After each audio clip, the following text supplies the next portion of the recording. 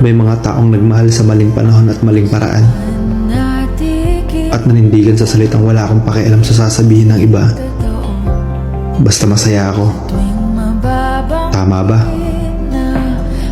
Kapag nagmahal ka, hanapin mo kung saan ka sasaya. Pero siguraduhin mo sa tamang tao. Hindi yung kailangan yung itago. Huwag tayong maging selfish sa pagmamahal.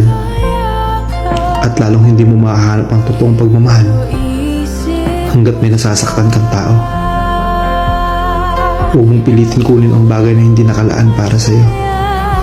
Lagi mong tatandaan, nagmahal ka para sumaya, hindi para magdusa. Ituwid ang mali sa tama, at palayain ang taong hindi sa'yo nakatadhana.